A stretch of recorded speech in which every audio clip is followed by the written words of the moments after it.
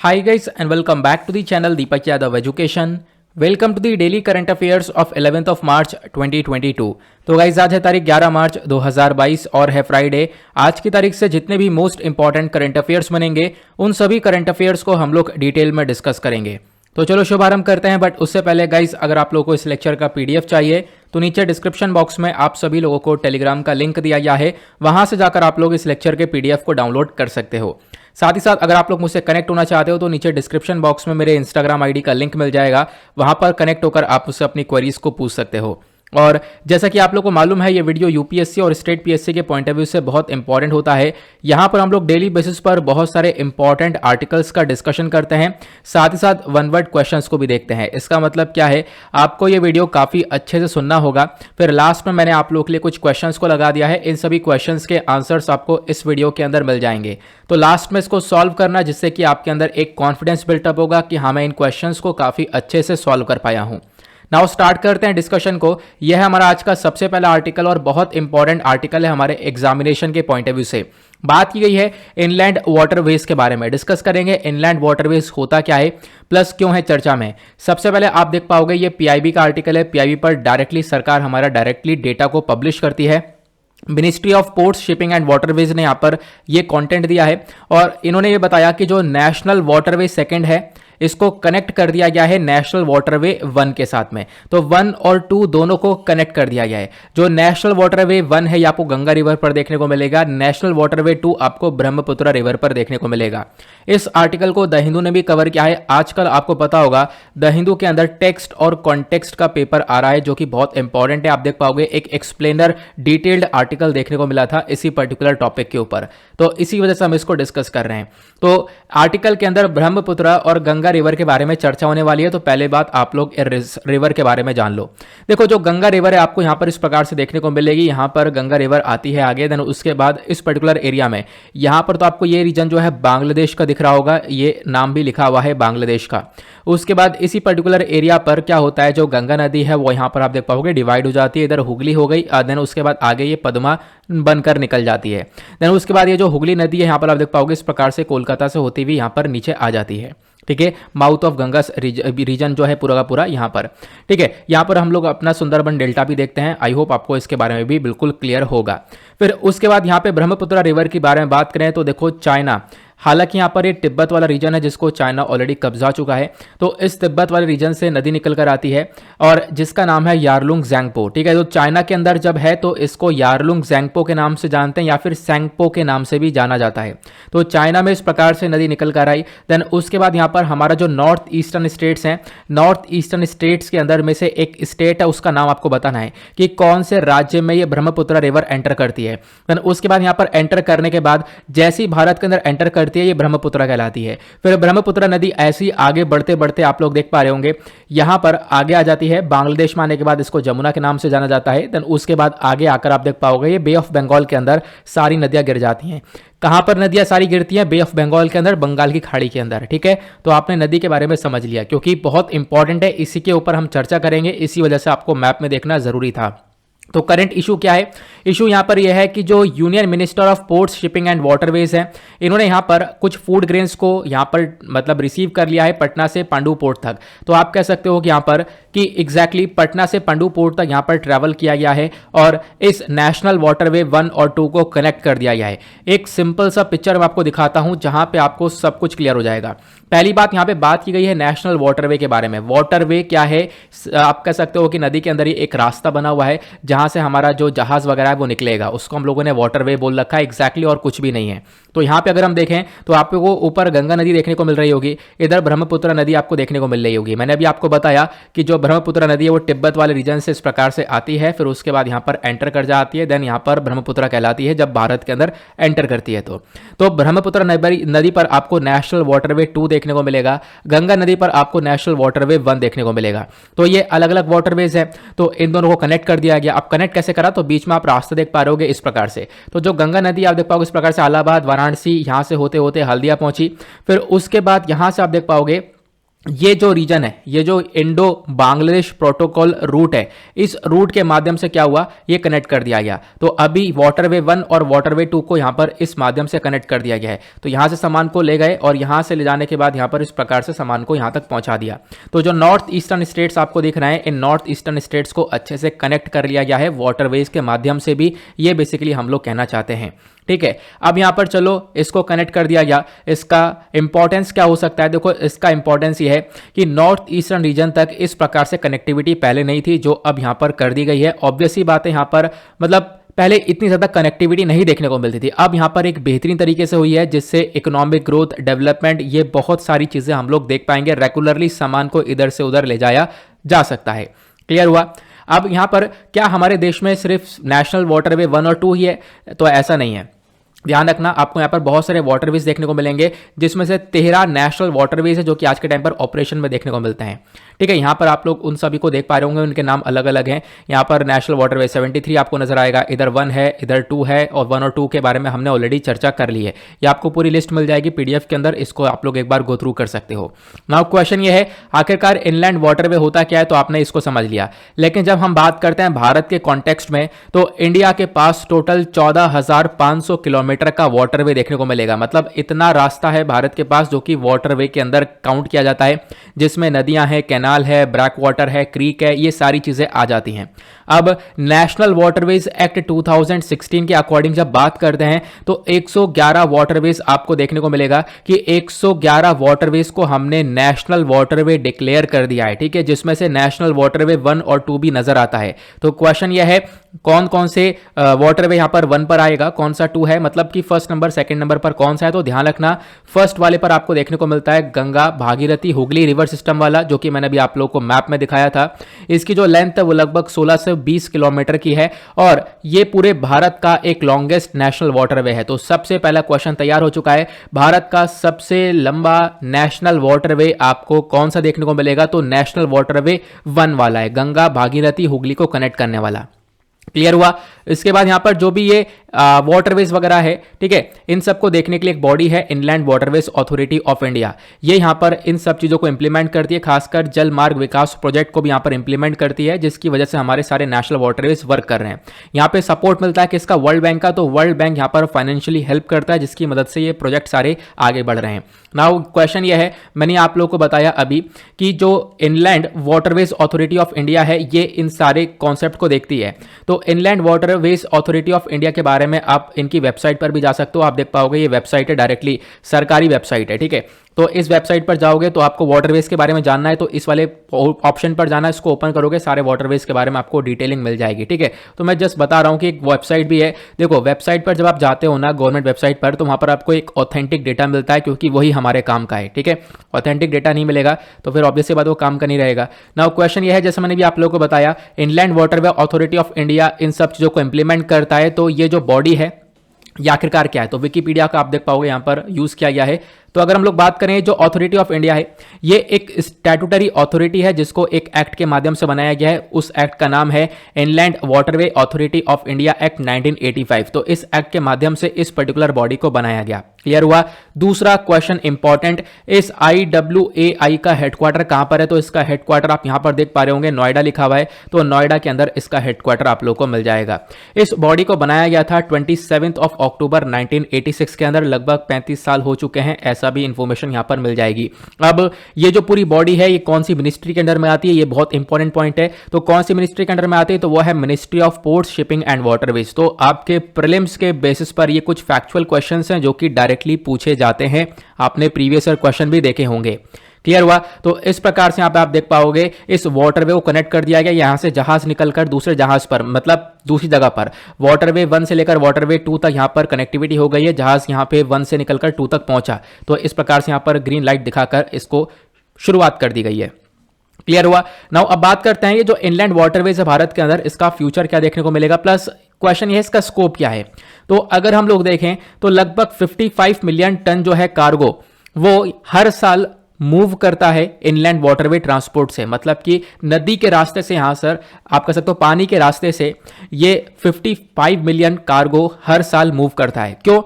इतना सारा कार्गो यहाँ से क्यों मूव करता है, क्यों हम लोग एयर के माध्यम से नहीं ले जा सकते, एयरप्लेन से भी तो ले जा सकते हैं, एयरप्लेन से और जल्दी सामान पहुंचेगा, है ना, ऐसा भी तो हो सकता है। लेकिन उसके पीछे का रीजन समझो, जब एयरप्लेन से लेकर जाएंगे सामान को तो वो बहुत ज्यादा महंगाई में आ जाएगा, मतलब वो कॉस्टली हो जाएगा, बहुत पैसा लगता है। और सबसे साधन क्या है, पानी का रास्ता। पानी का रास्ता मतलब इस जहाज के रास्ते से हम लोग यहां पर इन सामानों को ले जा सकते हैं और इसमें बहुत कम खर्चा आता है। दैट इज वाई हम इसको ज्यादा प्रेफर करते हैं। तो आपको ध्यान रखना है, अगर एयर के माध्यम से लेकर गए, ट्रेन के माध्यम से ले गए, ट्रेन के माध्यम में भी कम खर्चा आता है, बट ट्रेन पर ऑलरेडी बहुत ज़्यादा बर्डन देखने को मिलता है ना। तो अभी क्या है, उस बर्डन को कम करने के लिए ये जो जहाज है ये काफ़ी बेहतरीन तरीके से काम करते हैं। ये यहाँ पर अपनी कनेक्टिविटी को दिखाते हुए आप कह सकते हो बहुत कम खर्चे में यहाँ पर सामान को प्रॉपरली पहुंचा देते हैं। दूसरा सबसे बड़ा फायदा, एक fuel efficient environment friendly mode देखने को मिलता है। यहां पर ज्यादा पोल्यूशन होता नहीं है, एनवायरमेंट फ्रेंडली होता है, मतलब पोल्यूशन होता है बट इतना ज्यादा नहीं होता है जितना यहां पर दूसरे वाहनों में देखने को मिलेगा, दूसरे प्रोसेस में देखने को मिलेगा। तो यहां पर क्या है, इसका एक बेनिफिट ये भी देखने को मिलता है। क्लियर हुआ। उसके बाद आज के टाइम पर बहुत सारे आपको देखने को मिलेंगे हमारे वाटरवेज चल रहे हैं, वो मैंने आप लोग को ऑलरेडी बता दिया है, उसको ज्यादा गो थ्रू करने की जरूरत है नहीं। उसके बाद यहां पर और क्या बताया गया, यहां पर बताया गया भारत के अंदर जो ये इनलैंड वाटरवे ट्रांसपोर्ट है इसके पास पूरी क्षमता है कि क्या कर सकता है, ये रेलवेज के ऊपर से जो बर्डन है उसको कम कर सकता है। जैसे मैंने आपको बताया आज के टाइम पर रेलवे से सामान को ले जाया जाता है तो रेलवे के ऊपर अपने आप में बहुत ज्यादा बर्डन देखने को मिलेगा, उसको यहां पर कम करने में ये मदद करता है। बाकी इन वाटरवेज का एडवांटेज क्या होगा, फायदा क्या होगा, सबसे पहली बात यहां पर ये वाटरवे बना हुआ है तो यहां पर सामान हम लोग आराम से ले जा पाएंगे और बहुत सस्ते दाम में। तो जो ट्रांसपोर्टेशन है उसकी कॉस्ट बहुत कम आती है। अगर उसको हवाई जहाज के माध्यम से लेकर जाएंगे तो वहां पे ट्रांसपोर्टेशन की कॉस्ट बहुत ज्यादा आ जाती है। क्लियर हुआ। उसके बाद यहाँ पर कनेक्टिविटी बिल्कुल सीमलेस होती है, मतलब कि स्मूथ तरीके से सामान यहाँ से निकला वहाँ से बिल्कुल सेफ पहुँच जाएगा। ये चीज़ें हम लोग देख पाते हैं, हालांकि कभी कभी यहाँ पर प्रॉब्लम्स देखने को मिलती हैं, बट यहाँ पर कनेक्टिविटी बिल्कुल प्रॉपर देखने को मिलती है। और सबसे बड़ी बात यहाँ पर अभी हम नॉर्थ ईस्टर्न स्टेट्स को भी काफ़ी अच्छे से कनेक्ट कर पा रहे हैं। उसके बाद अभी आपको पता होगा पीएम गति शक्ति प्लान हम लोग लेकर आ रहे हैं, तो आप यहाँ पर देख पाओगे गवर्नमेंट की वेबसाइट है, गवर्नमेंट की वेबसाइट पर पीएम गति शक्ति टाइप करना, आपके पास यहाँ पर ये ओपन हो जाएगा। तो अभी इस गति शक्ति प्लान के अंदर भी फोकस किया गया है किसके ऊपर, इनलैंड वाटरवेज के ऊपर, कि इसके ऊपर काफ़ी डेवलपमेंट करने वाले हैं। आने वाले टाइम पर काफ़ी सारा पैसा इसके ऊपर भी खर्चा जाएगा, इसको डेवलप किया जाएगा। क्लियर हुआ। तो आई होप आपको यहाँ पर इनलैंड वाटरवेज क्या होते हैं प्लस न्यूज़ क्या है वो आपको काफ़ी अच्छे से समझ में आ चुकी है। आगे चलते हैं अगले आर्टिकल पर। नेक्स्ट आर्टिकल भी बहुत इंपॉर्टेंट होने वाला है, खासकर जीएस पेपर 1 के अंदर आपका टॉपिक है इंपॉर्टेंट पर्सनैलिटी का। तो वहां के पॉइंट ऑफ व्यू से बात की गई है सावित्रीबाई और ज्योतिराव फुले के बारे में, तो काफी चर्चा में है ये दोनों, तो उनके बारे में डिस्कस करेंगे। आप देख पाओगे इंडियन एक्सप्रेस का ये आर्टिकल है, एक्सप्लेन सेक्शन पर यहाँ पर काफ़ी डिटेल से इन सारी चीज़ों को बताया गया। तो चर्चा में क्यों है, यहाँ पर करंट इशू क्या है, तो महाराष्ट्र सरकार ने यहाँ पर क्रिटिसाइज किया है, मजाक बना दिया है 19th सेंचुरी के जो सोशल रिफॉर्मर्स हैं सावित्रीबाई और ज्योतिराव फुले जी का। ठीक है, क्योंकि यहाँ पर क्या हुआ था, इनकी जो शादी है वो बहुत कम उम्र में, एक तरीके से कह सकते हो चाइल्ड मैरिज, मतलब उसको हम लोग चाइल्ड मैरिज बोल सकते हैं, तो बहुत कम उम्र में शादी हो चुकी थी। ठीक है, तो इसकी यहाँ पर कुछ मॉकिंग वगैरह की गई है जिसको लेकर ये चर्चा में आए। तो अभी क्या है, हमें उस मॉकिंग के अंदर नहीं जाना है, हमारे लिए वो इतना इंपॉर्टेंट नहीं है, हमारे लिए इंपॉर्टेंट है इनके बैकग्राउंड के बारे में जानना, क्योंकि वहीं से काफ़ी सारे क्वेश्चंस जो हैं वो प्रीलिम्स के बेसिस पर बन सकते हैं। सबसे पहली बात, यहाँ पर सावित्रीबाई और ज्योतिराव फुले जी थे कौन। यहाँ पर अगर हम लोग बात करें 1840 में एक समय था यहाँ पर जब इनकी चाइल्ड मैरिज हो जाती है, मतलब कि बाल विवाह हो जाता है, और बाल विवाह उस समय बहुत कॉमन भी हुआ करता था। तो जो सावित्री हैं, ठीक है, इनकी जो एज है वो यहाँ पर 10 साल की हुआ करती थी, तो इनकी शादी हो गई थी ज्योतिराव जी से। ठीक है, ज्योतिराव जी यहाँ पर 13 साल के हुआ करते थे। ठीक है, अब ये जो कपल है ये आपने देखा, ये कपल जैसे यहाँ पर आगे बढ़ते रहे तो आगे बढ़ते बढ़ते इन्होंने चाइल्ड मैरिज को पूरी तरह से अपोज करना चालू किया, क्योंकि इनका बाल विवाह हो चुका था, तो समझ रहे थे सारी चीज़ें। उसके बाद इन्होंने आगे बढ़कर बाल विवाह के अगेंस्ट में बहुत सारे स्टेप्स उठाए, खासकर जो विडो मतलब कि होता, मतलब कि जो कोई विधवा हो गया है, ठीक है, तो उनकी वापस से मैरिज करने के ऊपर यहाँ पर इन्होंने विश्वास रखा, तो इन चीज़ों को ऑर्गेनाइज किया। तो आप देख पाओगे इन्होंने काफ़ी कुछ किया है। बाकी अगर हम लोग सेपरेटली बात करें तो ज्योतिराव फुले जी के बारे में पहले अगर हम लोग देखते हैं तो एक ये Indian social activist, thinker, anti cast social reformer थे, प्लस राइटर थे जो कि महाराष्ट्र से बिलोंग करते थे। इनको ज्योतिबा फुले के नाम से भी जाना जाता था। एजुकेशन के बारे में बात करें तो 1841 में फुले साहब ने यहाँ पर एनरोल किया था स्कॉटिश मिशनरी हाई स्कूल के अंदर, जहाँ पर इन्होंने सारी एजुकेशन कंप्लीट करी, खासकर पुणे में है। उसके बाद इनके आइडियोलॉजी के बारे में जब हम लोग बात करते हैं तो इनकी आइडियोलॉजी बेस्ड है लिबर्टी के ऊपर, इक्वालिटी के ऊपर और सोशलिज्म के ऊपर। यहाँ पर इनकी आइडियोलॉजी ज़्यादातर देखने को मिलती थी। फुले साहब इन्फ्लुएंस थे थॉमस पैन के, यहाँ पर एक बुक है, इनकी बुक है, उसका टाइटल है the rights of a man, तो उससे काफ़ी हद तक इन्फ्लुएंस नज़र आते थे। प्लस इनके काफ़ी सारे पब्लिकेशंस भी हैं, जैसे कि तृतीय रतन, उसके बाद यहाँ पर आप देख पाओगे आगे छत्रपति शिवाजी भोसले यंचा, उसके बाद यहाँ पर गुलामगिरी, और अलग अलग आप देख पाओगे यहाँ पर इनके पब्लिकेशंस है, तो ज़्यादा डिटेल में जाने की आवश्यकता है नहीं। बात करें, इनको टाइटल दिया गया महात्मा का, ठीक है। अब टाइटल जो इनको दिया गया था महात्मा का, वो तारीख थी 11 मई 1888 में। एक महाराष्ट्रियन सोशल एक्टिविस्ट थे विठालराव कृष्णा जी वंडेटकर, तो इनके थ्रू यहाँ पर ये टाइटल दिया गया था। बाकी मैंने आपको बताया सोशल रिफॉर्मर थे, और काफ़ी कुछ इन्होंने यहाँ पर ऑब्जर्व किया कि जो गर्ल्स हैं, खासकर यंग गर्ल्स हैं, वेमेन्स हैं, इनको प्रॉपर अपॉर्चुनिटीज़ नहीं मिल रही हैं, तो उनको आगे बढ़ाने के लिए इन्होंने बहुत कुछ किया है, ठीक है। साथ ही साथ यहाँ पर इन्होंने स्टार्ट किया अपने वाइफ को एजुकेट करना घर पर, और उनको यहाँ पर ट्रेन किया कि वो एक टीचर बने, प्लस आगे विमेन तक यहाँ पर उस एजुकेशन को और ज़्यादा दिया जा सके। साथ ही साथ इन्होंने जो ऑर्थोडॉक्स ब्राह्मण्स थे, मतलब कि यहाँ पर जो रूढ़ीवादी वाले जो सोच वाले लोग होते हैं, वो यहाँ पर ब्राह्मण्स देखने को मिलते थे, और भी बहुत सारे अपर कास्ट के लोग थे, तो उनको अटैक किया, ठीक है। मतलब उनके ऊपर भी, मतलब कि उनको भी आप कह सकते हो अपने रास्ते पर लेकर आने की पूरी तरह से कोशिश की गई। साथ ही साथ इन्होंने कुछ अवेयरनेस कैंपेन्स को स्टार्ट किया, जहां पर ये काफ़ी तक इंस्पायर थे डॉक्टर भीमराव अंबेडकर, महात्मा गांधी जी से भी। सॉरी यहाँ पर इन्होंने इंस्पायर किया डॉक्टर भीमराव अंबेडकर जी को, महात्मा गांधी जी को, ठीक है। तो यहाँ पर आप लोग को ये सारी चीज़ें नज़र आ रही हैं, ठीक है, क्लियर हुआ। अब आगे बात करते हैं हम लोग सावित्रीबाई फुले जी के बारे में। तो 1852 में सावित्रीबाई जी ने स्टार्ट किया महिला सेवा मंडल। तो आपसे क्वेश्चन बन सकता है, महिला सेवा मंडल अब ये स्टार्ट किया गया था क्यों? ताकि यहाँ पर अवेयरनेस यानी जागरूकता फैलाई जा सके विमेन के हक को लेकर, विमेन के राइट्स को लेकर। नाउ बात करें जो सावित्रीबाई जी हैं, ठीक है, इनको यहाँ पर मतलब बुलाया गया विमेंस गैदरिंग के लिए, जहाँ पे बहुत सारे मेंबर्स यहाँ पर सब इकट्ठे हुए, ठीक है, सबको साथ में बैठाया गया। तो ये बातें इंपॉर्टेंट नहीं है, यहाँ पर इसके ऊपर ज़रूर ध्यान रख सकते हो, ठीक है। ये वाला जो पॉइंट है ये हमारे लिए काफ़ी इंपॉर्टेंट है। उसके बाद हम लोग थोड़ा सा आगे और डेटा कवर करते हैं।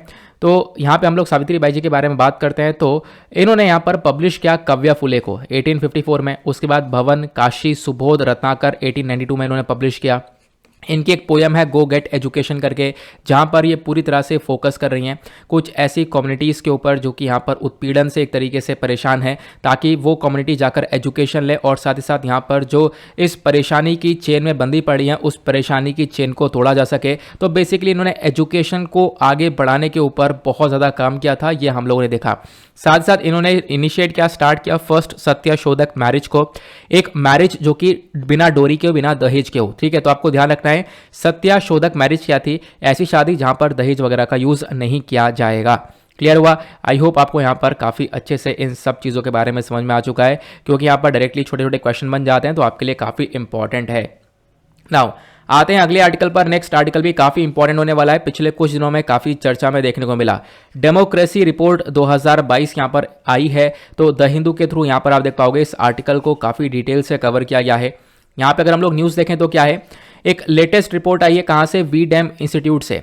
अब जो वी डैम इंस्टीट्यूट है स्वीडन यूनिवर्सिटी ऑफ गोथनबर्ग, इन्होंने यहां पर एक लेटेस्ट रिपोर्ट पब्लिश करी। इन्होंने बताया कि जो डेमोक्रेसी है 2021 के अंदर वो बहुत ज़्यादा कम हो चुकी है। अभी आपको मैं बताऊंगा डेमोक्रेसी होती क्या है। डेमोक्रेसी कम होकर ऑटोक्रेसी बढ़ती हुई नजर आ रही है, ऐसा बताया गया। 1989 में मतलब यहाँ पर जो सिनेरियो हुआ करता था वो सिनेरियो आज के टाइम पर देखने को मिल रहा है, ऐसा हम लोग देख पाएंगे।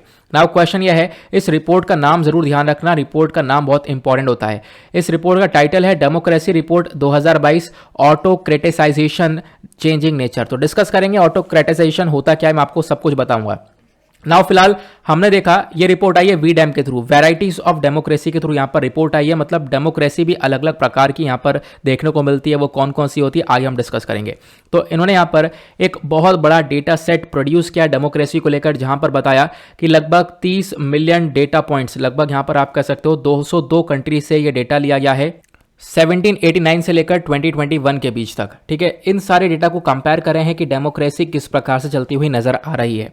नाउ इससे पहले भी यहां पर global state of democracy report 2021 release हुई थी, और वो जो रिपोर्ट रिलीज हुई थी वो किसके थ्रू रिलीज करी गई थी? International institute for democracy and electoral assistance के थ्रू, ठीक है। तो यहां पर टाइटल वगैरह ध्यान रखना है, टाइटल का जो नाम है बहुत इंपॉर्टेंट होता है। नाउ बात करते हैं डेमोक्रेसी को लेकर।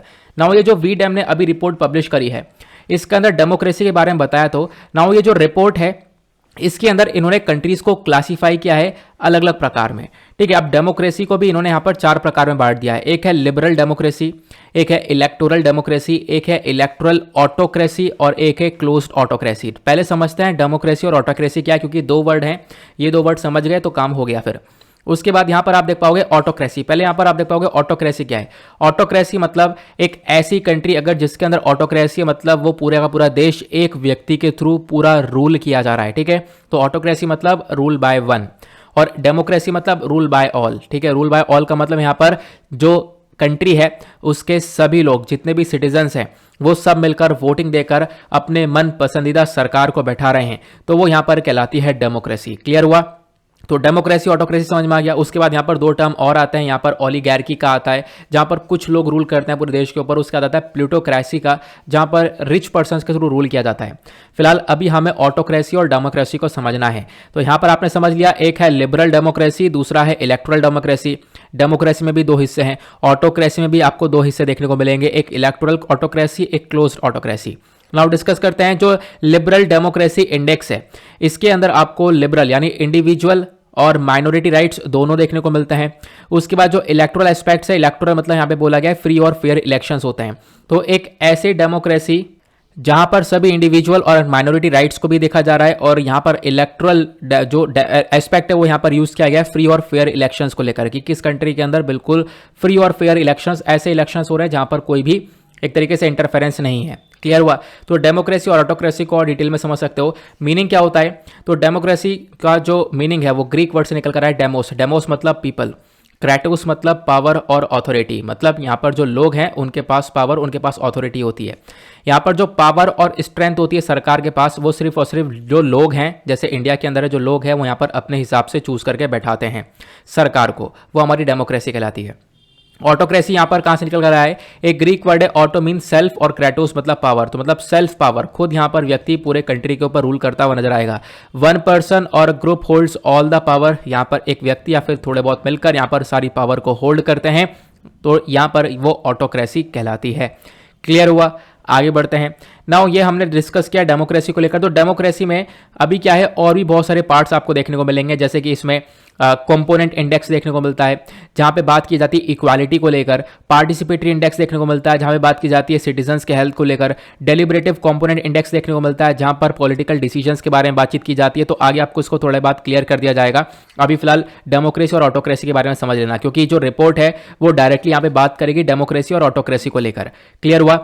ऑटोक्रेसी मतलब कंट्री में ज़्यादा हालत अच्छे नहीं है, क्योंकि वो एक व्यक्ति यहाँ पर पूरी तरह से रूल कर रहा है। नाउ इस रिपोर्ट की फाइंडिंग क्या है? तो टॉप परफॉर्मर कौन कौन रहा है? स्वीडन टॉप परफॉर्मर रहा। स्वीडन का यहाँ पर अगर हम डेटा देखें तो लिबरल डेमोक्रेसी के अंदर, लिबरल डेमोक्रेसी जो इंडेक्स है, मतलब जहाँ पर खुली यहाँ पर इंडिविजुअल माइनॉरिटी राइट्स सभी को यहाँ पर ध्यान में रखा जाता है, तो उस डेमोक्रेसी इंडेक्स के अंदर स्वीडन टॉप पर है। ठीक है, मतलब अच्छी खासी डेमोक्रेसी यहां पर देखने को मिलती है। उसके बाद बाकी सारी स्कैंडिनेवियन कंट्रीज हो गई, जैसे डेनमार्क हो गया, नॉर्वे हो गया, इसके साथ कोस्टा रिका है, न्यूजीलैंड है, ये सब टॉप की 5 लिबरल डेमोक्रेसीज है जहां पर बहुत अच्छी खासी डेमोक्रेसी चल रही है। लोग जो है काफी अच्छे से यहां पर वोटिंग वगैरह देकर अपने सरकार को बैठाते हैं। अब इसी कॉन्टेक्स्ट में बात करें भारत के परफॉर्मेंस की, तो भारत का यहां पर डेटा गिरता हुआ नजर आया है। भारत के अंदर एक ऑटोक्रेटाइजेशन देखने को मिला है।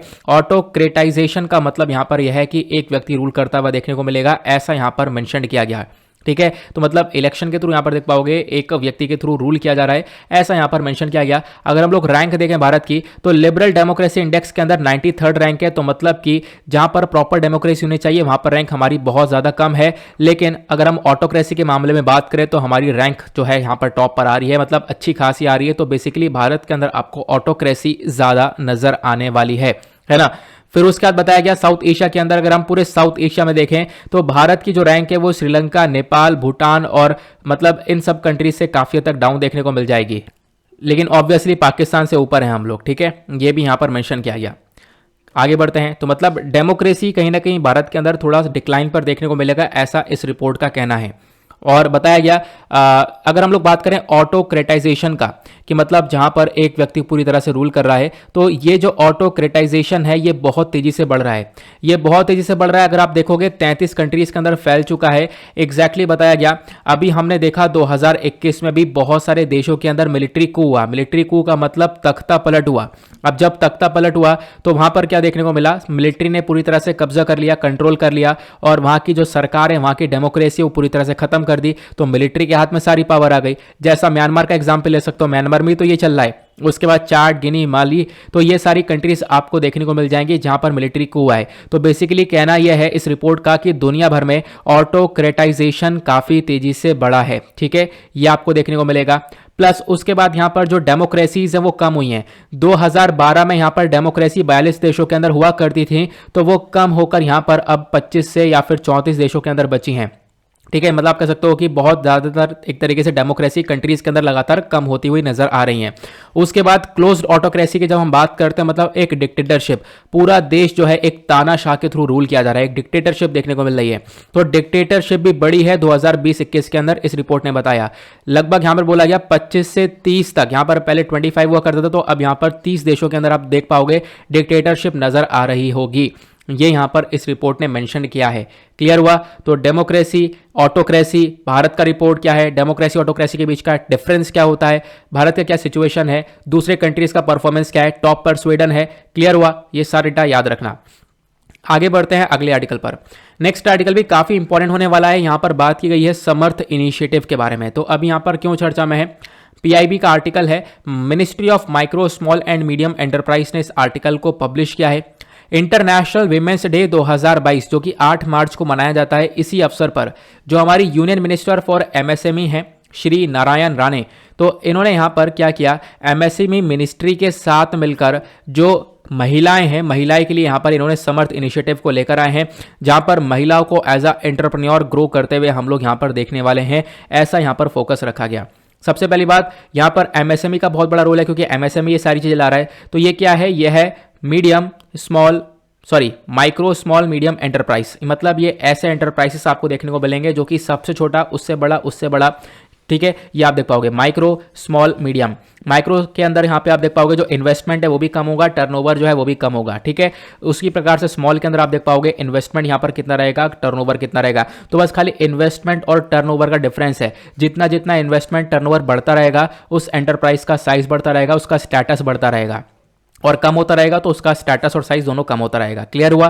तो एमएसएमई के बारे में समझा आपने, मतलब एक छोटा सा ओवरव्यू ही दिया है बस आप लोगों को। नाउ यहाँ पर करंट न्यूज़ क्या है, तो यहाँ पर अभी क्या हुआ, इंटरनेशनल विमेंस डे 2022 के अवसर पर जो union minister for micro small and medium enterprise है, इन्होंने एक स्पेशल एंटरप्रेन्योरशिप प्रमोशन ड्राइव को चलाया है वेमेन के लिए, जिसका नाम दिया गया समर्थ। तो बेसिकली समर्थ के माध्यम से हम लोग वेमेन को एंटरप्रेन्योरशिप के माध्यम से आगे लेकर चलना चाहते हैं। समर्थ इनिशिएटिव की जब हम लोग बात करते हैं, तो इस समर्थ इनिशिएटिव के अंदर जो मिनिस्ट्री है वो बेसिकली यहाँ पर फॉलो कर रही है कि जो वेमेन एंटरप्रेन्योर्स है उनके लिए हम लोग अलग अलग सीट्स रखें। लगभग 20% सीट्स रखी गई हैं फ्री स्किल डेवलपमेंट प्रोग्राम्स के लिए। इनको ऑर्गेनाइज किया जाएगा, जहां पर स्किल डेवलपमेंट स्कीम्स चलाई जाएंगी, और इस स्कीम्स को एलोकेट किया जाएगा विमेंस के लिए। विमेंस को यहां पर स्किल सिखाई जाएंगी। उसके बाद यहां पर इस इनिशिएटिव के माध्यम से जो हमारा मिनिस्ट्री ऑफ एमएसएमई है ये फोकस करेगा विमेंस को असिस्टेंस दिया जाए, विमेंस को स्किल्स प्रोवाइड करवाई जाए, ताकि विमेंस जो है वो खासकर एंटरप्रेन्योरशिप के फील्ड के अंदर वो काफ़ी तेजी से ग्रो करते हुए नजर आए। उसके बाद अगर हम लोग देखें तो लगभग 7,500 से ज़्यादा जो विमेन कैंडिडेट्स हैं रूरल एरियाज और सब अर्बन एरियाज से, उन सबको भी ट्रेन किया जाएगा, उन सबको भी यहाँ पर स्किल डेवलप की जाएगी 2022 और 23 के बीच में। उसके बाद यहां पर बताया गया अभी हम लोग हजारों विमेन को ट्रेन करेंगे। उसके साथ साथ यहां पर हम लोग इन विमेन को अलग से हम लोग एक फैसिलिटीज प्रोवाइड करवाएंगे, ताकि ये जो भी प्रोडक्ट को बनाती हैं तो वो प्रोडक्ट को हम लोग इंटरनेशनल मेले में या फिर डोमेस्टिक मेले के अंदर यहां पर उसको प्रमोट कर सकें। ठीक है, इनका प्रोडक्ट यहाँ पर जो एग्जीबिशन लगती है इंटरनेशनल लेवल पर और डोमेस्टिक लेवल पर, तो उस एग्जीबिशन के अंदर इनके सामान को प्रमोट किया जाने वाला है। ये बेसिकली यहाँ पर हमारा पर्पस रहा है। उसके बाद जब हमने देखा कि इंटरनेशनल वुमेन्स डे पर ये सारा काम किया जा रहा है, तो आपको इंटरनेशनल वुमेन्स डे के बारे में भी पता होना चाहिए। इस डे को हम लोग सेलिब्रेट करते हैं हर साल 8 मार्च को। इसके अंदर क्या क्या है, यहाँ पे वुमेन के अचीवमेंट को सेलिब्रेट किया जाता है, हम लोग जागरूकता फैलाते हैं वुमेन की इक्वालिटी को लेकर, ठीक है। यहाँ पर हम लोग जेंडर पैरिटी को लेकर बात करते हैं, जेंडर इक्वालिटी रहे, कोई भेदभाव ना हो मेल और फीमेल को लेकर। उसके बाद यहाँ पर फीमेल के लिए यहाँ पे कुछ फंड रेजिंग वगैरह की जाती है। तो ये सारे टॉपिक यहाँ पर इंटरनेशनल वुमेन्स डे पर उठाए जाते हैं, ये ध्यान रखना। अगर इंटरनेशनल वुमेन्स डे का इतिहास देखें तो वुमेन्स डे को सबसे पहली बार सेलिब्रेट किया गया था 1911 में क्लारा ज़ेटकिन के थ्रू, जो कि एक जर्मन थे। ध्यान रखना, नाम इंपॉर्टेंट है। उसके बाद यहाँ पर क्या बताया गया, इसको हम लोग देखें तो 1913 के अंदर जो सेलिब्रेशंस है वो यहाँ पर शिफ्ट हो चुके थे 8 मार्च को। तो मतलब 1913 से हम लोग 8 मार्च को इंटरनेशनल वुमेन्स डे को सेलिब्रेट कर रहे हैं। इंटरनेशनल वुमेन्स डे सेलिब्रेट किया गया था सबसे पहली बार जब यूनाइटेड नेशन ने 1975 में इसके सेलिब्रेशन को काफ़ी हद तक बढ़ावा दिया। तो 1975 में यूनाइटेड नेशन के थ्रू यहाँ पर ये जो सेलिब्रेशन है ये थोड़ा सा बढ़ता हुआ हम लोग को नजर आया, ठीक है। तो यूएन ने सबसे पहली बार कब सेलिब्रेट किया, 1975 में, ध्यान रख सकते हो। बाकी 2022 के थीम के बारे में बात करें, क्योंकि जो भी दिन होता है उसका थीम बहुत इंपॉर्टेंट होता है। तो इस बार का थीम है gender equality today for sustainable tomorrow. तो आज के टाइम पर एक जेंडर इक्वालिटी होनी चाहिए ताकि हमारा जो अगला कल है वो यहाँ पर थोड़ा हम लोग उसमें सस्टेन कर पाएं। अब कुछ डेटा आपको देखने को मिलेगा। यूएन के अकॉर्डिंग बात करें, कुछ मतलब जो विमेन्स हैं आज के टाइम पर उनके ऊपर काफ़ी सारी रिस्ट्रिक्शंस लगाई गई हैं। अगर यूएन के अकॉर्डिंग के डेटा के मतलब रिगार्डिंग बात करें तो लगभग 2.7 बिलियन विमेन्स आज के टाइम पर देखने को मिलेंगी जिनके ऊपर काफ़ी सारी रिस्ट्रिक्शंस लगी पड़ी हैं, अपनी सेम चॉइस की जॉब वहाँ पे वो नहीं कर पा रही हैं। उसके बाद 2019 अगर हम लोग बात करें 25% से कम पार्लियामेंटेरियंस आपको देखने को मिलेंगे जो वेमेन है, मतलब वेमेन का रोल पार्लियामेंट के अंदर भी बहुत ज़्यादा कम देखने को मिलेगा। उसके बाद एक और डेटा बताया गया, हर तीन में से हर एक जो वेमेन है वो कहीं ना कहीं जेंडर बेस्ड वायलेंस को फेस कर रही है, ऐसा यहाँ पर एक डेटा हमारे पास आता है। 2019 में बात करें, कोविड-19 से पहले की बात है, तो फीमेल लेबर फोर्स पार्टिसिपेशन जो भारत के अंदर था वो 20.5% देखने को मिलता था। मतलब फीमेल जो पार्टिसिपेशन रेट है, जो फीमेल का यहाँ पर काम करने का रेट है, मतलब काम करने के लिए जो फील्ड में काम कर रही है उसका जो परसेंटेज है वो बहुत कम हुआ करता था as compare to the male, ठीक है, ये बताया गया। साथ ही साथ World Economic Forum Global Gender Gap Index की जब हम लोग बात करते हैं तो इसके अंदर भी इंडिया वोस्ट परफॉर्मर निकला है साउथ एशिया के अंदर। भारत की रैंक यहाँ पर आप कह सकते हो कि लगभग हमने देखी है कि 140 के आसपास देखने को मिली है 156 कंट्रीज में। तो मतलब कि इंडिया के अंदर जो खासकर जेंडर इक्वालिटी है वो यहाँ पर देखने को प्रॉपरली मिलती नहीं है। उसके बाद एक डेटा है नेशनल फैमिली हेल्थ सर्वे का, जिसने बताया 57% जो विमेन्स हैं आज के टाइम पर जिनकी उम्र 15 से लेकर 49 के बीच, मतलब 15 से 50 साल की है, वो सफ़र कर रही हैं एनीमिया से। एनीमिया मतलब यहाँ पर क्या है कि एक तरीके से उनके बॉडी में ब्लड की बहुत ज़्यादा कमी हो चुकी है, आयरन की बहुत ज़्यादा कमी हो चुकी है। तो इस बीमारी से बहुत सारी विमेन सफ़र करती हुई नजर आएंगी। हालांकि ये डेटा लगभग 2015-16 में लगभग 53% विमेन सफ़र कर रही थी, और जबकि हम आप कह सकते हैं कि अब ये सिचुएशन कम होनी चाहिए थी, बट आज के टाइम पर ये और ज़्यादा बढ़ती हुई नजर आई है। आज के टाइम पर 2019, 20, 21 के अंदर देखें तो 57% जो विमेन है वो एनीमिया से सफ़र कर रही हैं, ठीक है, याद रखना इसके बारे में। बाकी जो विमेन्स इंडिया के अंदर उनके लिए सेफ गार्ड्स क्या क्या है, उनके लिए प्रोटेक्शन क्या क्या है, तो उसके बारे में भी देख लेते हैं। तो अगर हम संवैधानिक तौर से देखें तो पहला प्रोटेक्शन आपको फंडामेंटल राइट्स देखने को मिलेगा। देखो, फंडामेंटल राइट्स हर एक भारतीय के लिए है। आर्टिकल 14 जो कि राइट टू इक्वालिटी के बारे में बात करता है, तो वुमेन्स को भी मिला हुआ है। Plus article 15 no discrimination by the state on the basis of gender, मतलब जेंडर को देखते हुए यहाँ पर कोई भेदभाव नहीं होना चाहिए, आर्टिकल 15 के अंदर मेंशन्ड है। आर्टिकल 15 क्लॉज 3 के अंदर आप लोग यहाँ पर देख पाओगे कि विमेन के फेवर में यहाँ पर हम लोग को स्पेशल प्रोविजंस देखने को मिल जाते हैं। तो बेसिकली संविधान में यहाँ पर बहुत सारे आर्टिकल्स हैं, आर्टिकल 14, 15 और 15 के क्लॉज 1, क्लॉज 2 आपको देखने को मिलेंगे, जहाँ पर विमेन्स के लिए जब बहुत सारी बातें बताई गई हैं। उसके बाद फंडामेंटल राइट्स के बाद हम लोग बात करते हैं फंडामेंटल ड्यूटीज़ की। तो हमारे संविधान ने काफ़ी सारी फंडामेंटल ड्यूटी इंपोज कर रखी है हमारे सिटीजन्स के ऊपर, जिसमें से आर्टिकल 51, ठीक है, क्लॉज ए सब क्लॉज ई जो है वो ये बात करता है कि जो वेमेन की मर्यादा के ऊपर जो यहाँ पर अपमान किया जा रहा है, उनके मर्यादा का जो अपमान किया जा रहा है, गौरव का अपमान किया जा रहा है, उसको पूरी तरह से रोक देना चाहिए, ठीक है। तो बेसिकली ये हमारी ड्यूटी होनी चाहिए, ऐसा हम लोग को करना नहीं चाहिए। एग्जैक्टली ये हमारे संविधान के अंदर हमारे प्रति ड्यूटीज़ बताई गई हैं। क्लियर हुआ। बाकी वेमेन को कैसे आज के टाइम पर प्रोटेक्शन मिल रहा है, क्या क्या फ्रेमवर्क है वेमेन्स के प्रति, क्या क्या सरकार कर रही है, तो यहाँ पे आपको ध्यान रखना है। पहला स्टेप है protection of women from domestic violence act 2005। अब जो ये एक्ट है बेसिकली क्या करता है, ये वेमेन को डोमेस्टिक वायलेंस मतलब जो यहाँ पर घरेलू हिंसा है उससे बचाने का काम करता है। किसी वेमेन के साथ घरेलू हिंसा हुई है तो यहाँ पर इस एक्ट के अकॉर्डिंग यहाँ पर उस वेमेन को एक प्रोटेक्शन दी जाएगी। उसके बाद डोरी प्रोहिबिशन एक्ट 1961 देखने को मिलेगा, जहां पर दहेज प्रथा को पूरी तरह से रोकने के बारे में चर्चा की जाती है। फिर उसके बाद एक है sexual harassment of women at workplace prevention prohibition and redressal act 2013।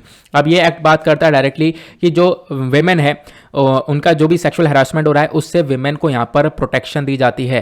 ठीक है, जहाँ पे वो काम कर रही हैं, वर्क प्लेस मतलब जहाँ पर वर्क कर रही हैं, तो वहाँ पर अगर उनके साथ कोई सेक्सुअल हैरेसमेंट होता है तो उससे यहाँ पर वेमेन को एक प्रोटेक्शन दी जाती है। तो ये अलग अलग लेजिस्लेटिव फ्रेमवर्क्स है जो कि वेमेन के प्रति काम करते हैं। प्लस वेमेन के रिगार्डिंग कौन सी स्कीम्स आपको देखने को मिलेंगी, तो महिला ए हाथ आपको एक स्कीम देखने को मिलेगी, वेमेन टेक्नोलॉजिकल पार्क है, तो उसके बाद यहाँ पर gender advancement for transforming institution आपको देखने को मिलेगा। तो ये वेमेन के रिगार्डिंग काफ़ी सारी स्कीम्स भी मेंशन की गई हैं। उसके बाद वेमेन के प्रति काफ़ी सारे कॉन्फ्रेंसेज भी बैठते हैं, मतलब वर्ल्ड कॉन्फ्रेंसेज, दुनिया भर में यहाँ पर एक कॉन्फ्रेंस बैठता है जिसकी वैल्यू बहुत ज़्यादा होती है। तो यूनाइटेड नेशन ने अभी तक यहाँ पर 4 वर्ल्ड कॉन्फ्रेंस को ऑर्गेनाइज किया है। पहला कॉन्फ्रेंस ऑर्गेनाइज किया गया था 1975 में मैक्सिको सिटी के अंदर, दूसरा कोपेनहेगन 1980 के अंदर, उसके बाद तीसरा 1985 में नायरोबी के अंदर, चौथा 1995 में बीजिंग के अंदर। ठीक है, ध्यान रखना जो चौथा वाला वर्ल्ड कॉन्फ्रेंस ऑन वेमेन है ये बीजिंग में हुआ था और अभी तक का एक सबसे बड़ा गैदरिंग था जहां पर दुनिया भर ने पूरी तरह से फोकस किया, हम लोग जेंडर इक्वालिटी के ऊपर काम करेंगे, वेमेन्स और मैन को इक्वल करने के ऊपर काम करेंगे, वेमेन्स को और ज्यादा पावर्स दी जाएंगी। नाउ ये जो बीजिंग डिक्लेरेशन था अपने आप में एक एजेंडा चलाया गया कि हम लोग वेमेन्स को थोड़ा सा पावर देने वाले हैं, वेमेन्स की जेंडर इक्वालिटी को लेकर बातचीत करने वाले हैं। ठीक है, यह आप लोग को ध्यान रखना है। आगे बढ़ते हैं नेक्स्ट आर्टिकल की तरफ। आई होप आपको काफ़ी अच्छे से ये सारे आर्टिकल्स जो कि बहुत इंपॉर्टेंट है क्लियर हो चुके हैं। अगले आर्टिकल में बात की है सिलिनेक्स 2022 के बारे में। तो इस सिंपली आर्टिकल को आप लोग जीएस पेपर 3 से डिफेंस एंड सिक्योरिटी के पॉइंट ऑफ व्यू से रिलेट कर सकते हो। सिलिनेक्स 2022, तो यहाँ पर सिलिनेक्स SL श्रीलंका IN इंडिया, तो दोनों के बीच में एक एक्सरसाइज होती है, तो SL Sri Lanka IN India EX exercise सिलिनेक्स, ध्यान रखना। क्लियर हुआ? तो यहां पर आप देख पाओगे ये PIB का आर्टिकल है, मिनिस्ट्री ऑफ डिफेंस ने डायरेक्टली यहां पर डेटा को पब्लिश किया है कि जो नवा एडिशन है इंडिया और श्रीलंका के बायलैटरल मैरीटाइम एक्सरसाइज का, इसको शेड्यूल कर दिया गया है विशाखापत्तनम में। लगभग 7 मार्च से 10 मार्च तक ये अभ्यास चलेगा, मतलब यहां पर ऑलरेडी ये अभ्यास कल खत्म हो चुका है। ठीक है, इस प्रकार से पिक्चर आप देख पाओगे गूगल पर देखने को मिली है। ये 5 तारीख की पिक्चर आपको नजर आ रही होगी, 2022 की 5 तारीख की पिक्चर है जब ये अभ्यास चल रहा था। यहाँ पर आप देख पा रहे होंगे काफ़ी सारे ऑफिसर्स जिनके पास श्रीलंका का फ्लैग है, इधर इंडिया का फ्लैग भी आपको लोगों के पास देखने को मिल रहा होगा। तो खबर क्या है? खबर यह है कि जो नवा एडिशन है इंडिया और श्रीलंका बायलैटरल मैरीटाइम एक्सरसाइज सिलिनेक्स का, ठीक है, इसको कंडक्ट किया गया कहां पर? विशाखापट्टनम में। बहुत इंपॉर्टेंट, ठीक है, विशाखापट्टनम में इसको कंडक्ट किया गया। तो ये नवा एडिशन था। अब सर इससे पहले 8वां एडिशन कहां पे हुआ था? जो 8वां एडिशन था सिलिनेक्स का वो यहां पर श्रीलंका के अंदर ट्रिंकोमाली के पास में कंडक्ट किया गया था अक्टूबर 2020 में। ठीक है, अब की बार जो 2022 वाला है वो विशाखापट्टनम में हुआ था। क्लियर हुआ? अब यहाँ पर इंडिया यह है, श्रीलंका यह है। आई होप आप लोगों को यहाँ पर मतलब श्रीलंका का लोकेशन तो पता होगा। इंडिया श्रीलंका के बीच में यहाँ पर गल्फ ऑफ मन्नार आता है, प्लस यहाँ पर एक स्ट्रेट पड़ता है। उस स्ट्रेट का नाम बता दो नीचे कमेंट सेक्शन में जल्दी से, काफ़ी चर्चा में रहता है फिशरमैन इशू के दौरान। ओके, नाउ अभी हम लोग सिलिनेक्स एक्सरसाइज के बारे में बात करें तो ये जो अभ्यास है इसको 2 फेज में कंडक्ट किया गया। एक फेज है हार्बर फेज जो कि विशाखापट्टनम में हुआ है। ठीक है, उसके बाद जो दूसरा फेज है वो सी फेज जो कि बे ऑफ बंगाल में देखने को मिला है। क्लियर हुआ? तो हार्बर फेज यहां पर जो हुआ है, यहां पर professional cultural sporting social exchange देखने को मिला। सी फेज जो हुआ वहां पर क्या हुआ? एंटी एयर वेपन्स फायरिंग वगैरह की गई। ठीक है, पूरी तरह से जो है अभ्यास वो यहां पर देखने को मिला। तो 2 फेज हुए हैं बेसिकली, इतना ध्यान रख सकते हो। बाकी क्या क्या हुआ इतनी डिटेलिंग में जाने की जरूरत नहीं हुई। इस प्रकार के क्वेश्चन ना पूछे गए हैं और पॉसिबिलिटी है कि ना पूछे जाएं। क्लियर हुआ? आगे आते हैं। उसके बाद बात करते हैं हम लोग यहां पर फ्लीट की, मतलब जो बेड़ा है। अगर हम लोग बात करें श्रीलंका, जो श्रीलंका की नेवी है, इसने यहाँ पर इस एक्सरसाइज के अंदर रिप्रेजेंट किया था अपना SLNS सायुरला, और ये एक तरीके से एक ऑफशोर पेट्रोल वेसल है, मतलब कि यहाँ पर समुद्र के ऊपर दस्तक मारने वाला एक जहाज है जो कि श्रीलंका की साइड से आया था जिसका नाम सायुरला है। उसके बाद इंडिया की साइड से कौन सा जहाज था? तो इंडियन नेवल शिप किर्च देखने को मिला था। ठीक है, एक गाइडेड मिसाइल कॉर्वेट है, मतलब एक ऐसा जहाज जिसके ऊपर काफी सारे वेपन्स वगैरह लगे पड़े हैं। क्लियर हुआ? प्लस और कौन कौन ने पार्टिसिपेंट्स थे इंडियन नेवी की साइड से? तो INS ज्योति ने हिस्सा लिया, एडवांस लाइट हेलीकॉप्टर ने हिस्सा लिया, सीकिंग एंड चेतक हेलीकॉप्टर्स ने हिस्सा लिया, डॉर्नियर मैरीटाइम पेट्रोल एयरक्राफ्ट ने। तो इन सब यहाँ पर चीज़ों ने हिस्सा लिया है इसके अंदर, तो ध्यान रख सकते हो इसके बारे में। नाउ इस अभ्यास का मेजर मकसद क्या है? इसका एम है कि आपस में कंट्रीज की जो म्यूचुअल अंडरस्टैंडिंग वो बढ़ जाए। अब ऑब्वियस सी बात है, आपस में अभ्यास करेंगी दोनों की नेवी, दोनों आपस में बहुत कुछ एक्सचेंज करेंगी, इससे रिलेशंस और डेवलप होंगे, तो कंट्रीज के जो खासकर डिफेंस रिलेशन है वो और ज्यादा मजबूत होते हुए नजर आते हैं। प्लस मैरीटाइम एंगेजमेंट बढ़ेगा इंडिया और श्रीलंका के बीच में, और मैंने आपको बताया वैसा दोबारा ही पॉइंट मेंशन कर दिया गया कि जो म्यूचुअल कॉपरेशन है वो और ज्यादा मजबूत होता हुआ नजर आएगा। सिंपल सी बात है। अगले आर्टिकल पर आते हैं। नेक्स्ट आर्टिकल बात करता है एक्सरसाइज वायु शक्ति के बारे में। तो आप देख पाओगे द हिंदू का आर्टिकल है, अभी इंडियन एयरफोर्स ने एक्सरसाइज वायु शक्ति 2022 को कर दिया है पोस्टपोन। इसको लेकर यहां पर काफी चर्चा की गई। तो सबसे पहली चीज यहां पर हम लोग अगर देखें तो एक्सरसाइज वायु शक्ति क्यों पोस्टपोन की गई, इसके पीछे का रीजन है रशिया यूक्रेन के क्राइसिस। रशिया यूक्रेन के बीच में वॉर चल रही है, जिसकी वजह से यहां पर इस एक्सरसाइज को क्या किया गया, इसको यहां पर अभी पोस्टपोन कर दिया गया है। ठीक है, अब ये जो एक्सरसाइज है कहां पे होने वाली थी? ये होने वाली थी राजस्थान के पोखरान रीजन के अंदर। ठीक है, पोखरान रेंजेस पर ये देखने को मिलने वाली थी। सॉरी, ये जो एक्सरसाइज है ये यहाँ पर जो पोखरान रेंजेस राजस्थान के अंदर हुई थी, जो लास्ट एडिशन है वायु शक्ति का, ये यहाँ पर 2019 फरवरी में हुआ था। ठीक है, यहाँ पर आप देख पाओगे कौन सा रीजन है, तो इधर ये राजस्थान वाला रीजन आपको देखने को मिलेगा पूरे इंडिया के मैप में। उसके बाद यहाँ पर जैसलमेर वाले रीजन में आपको यहाँ पर पोखरान रीजन देखने को मिल जाता है। अगर हम लोग देखें तो यहाँ पर आपको ये पोखरान रीजन देखने को मिल जाता है।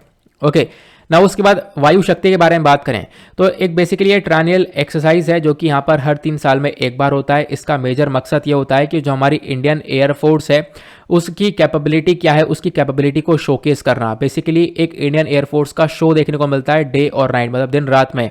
क्लियर हुआ? ठीक है, तो यहां पर क्या होता है, पार्टिसिपेशन होता है, अलग अलग हमारे एयरक्राफ्ट, हेलीकॉप्टर, ट्रांसपोर्ट एयरक्राफ्ट हो गए, ठीक है, ड्रोन्स हो गए, तो ये सारी चीजें यहां पर एक शो को कंडक्ट करती हैं इस एक्सरसाइज वायु शक्ति के अंदर, जो कि अभी के लिए फिलहाल पोस्टपोन कर दिया गया है। क्लियर हुआ?